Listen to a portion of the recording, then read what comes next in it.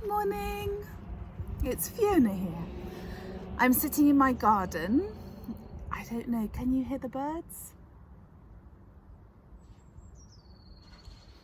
They're talking to you as well. Can you see I've got some flowers growing because spring has properly arrived now. So winter is finished, spring has arrived with the sunshine and the warmer days. You can play outside more.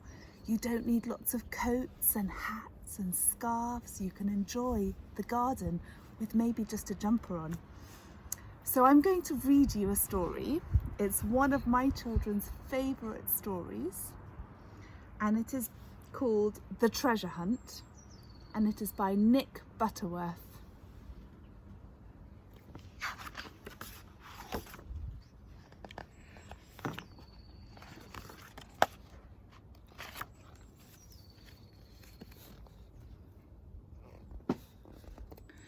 Good morning, said Percy the park keeper as he stepped out of his hut. In his hand, Percy was holding some posters which he had just made. He pinned one of them to his door. "What does it say?" asked one of Percy's rabbit friends. "Oh, I'm sorry," said Percy, and he read out loud, "I am organising a treasure hunt. All those who would like to come meet at the bandstand after breakfast tomorrow morning. Signed, Percy." "I want to come," said the badger. "So do I," said the fox. "What is it?" Now, who can see? Where's the fox? There's the fox. And where's the badger? There's the badger. Can you see some rabbits? Some rabbits, and here we've got a bird.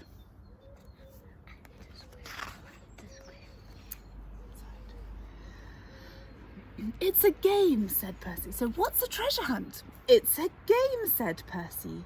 "One person goes off and leaves a trail of clues for the others to follow. The clues are messages, and one clue leads to the next one until you find the treasure at the end."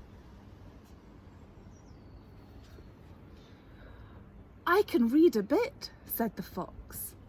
He and the other animals stared at another of Percy's posters. Percy smiled as he noticed they were holding it upside down.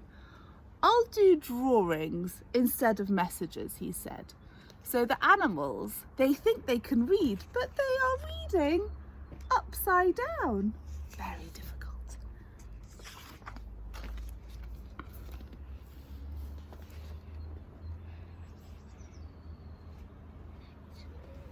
The next morning, when the animals met together, there was no sign of Percy. They thought that Percy must have forgotten until one of the squirrels noticed something. "Look, there's a piece of paper with a picture on it. It could be a clue." The squirrel was right. On the paper, Percy had drawn a picture of a seesaw. "That must be where we have to go first," said the badger. So off they go to the seesaw. They hurried over to the playground. Sure enough, another piece of paper had been pinned to the seesaw. "I'll get it," said one of the mice, and he scampered up the seesaw. Can you see the little mouse running up the seesaw? This time Percy had drawn a picture of a statue. "I know where that is," said a rabbit. "Follow me," and off they went again.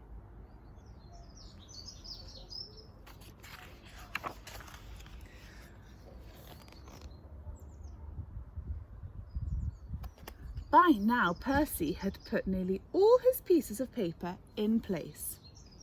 He whistled as he walked along a favourite path at the edge of the park. "Only 2 left," said Percy as he tucked one of his clues into a crack in a signpost. He stopped for a moment and gazed over the fields which lay beyond the park.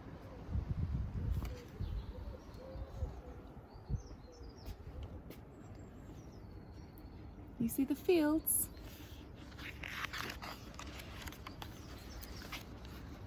Percy reached into his pocket and was pleased to find some chocolate.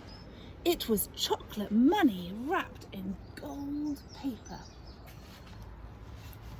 "A good job I bought a snack," said Percy. "I was feeling quite peckish." That's a bit hungry. Slowly he ate every piece of chocolate. You see him eating the chocolate. Then Percy realised what he had done. He had eaten the treasure.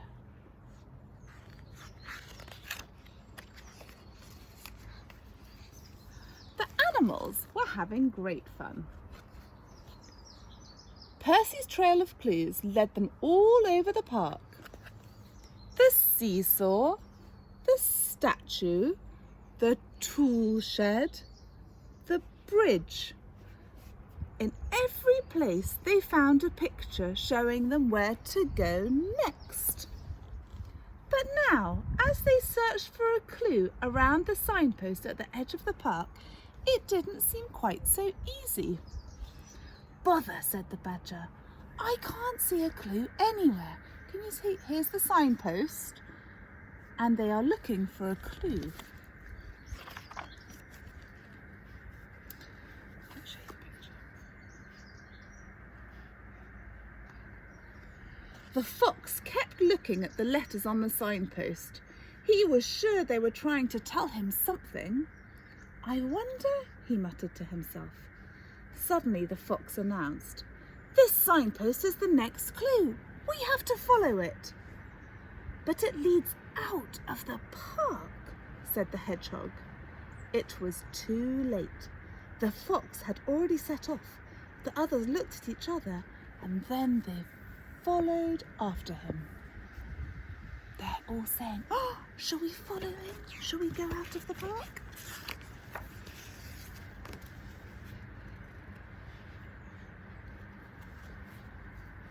The fox led them across the field. In the middle there stood a tall tree which had been struck by lightning. Further on there was a cattle shelter. That's a place where cows live. Something was moving behind it. "It looks like Percy," said the fox. "That must be where he is putting the treasure." The animals rushed towards the cattle shelter. It wasn't Percy. But there was something there, and the something said, "Moo!" It was a young calf. That's a baby cow. A calf is a baby cow. "Moo!" said the calf loudly again. The animals squealed and ran in fright towards the tree in the middle of the field. The calf chased after them. She wanted to play. They're all a bit frightened because the calf is chasing them.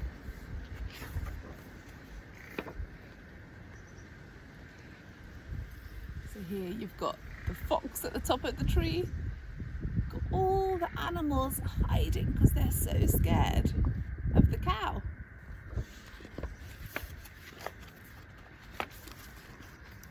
The animals scrambled up the tree as fast as they could. They didn't like this game at all. "What will we do now?" wailed the hedgehog. He was answered by someone who had been watching it all. Who was it? Who was it? "You won't find any clues up there," chuckled Percy. "Why don't you come down and meet Lucy?"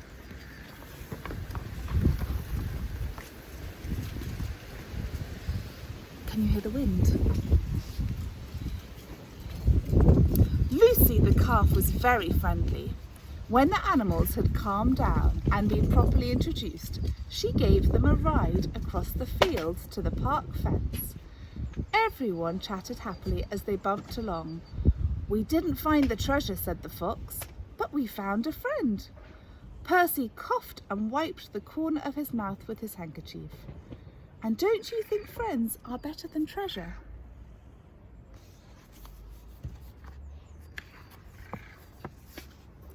"Well," said the hedgehog, I think they're about the same. Percy smiled. I think you're right, he said. That's the end. I hope you enjoyed that story because we really love these books.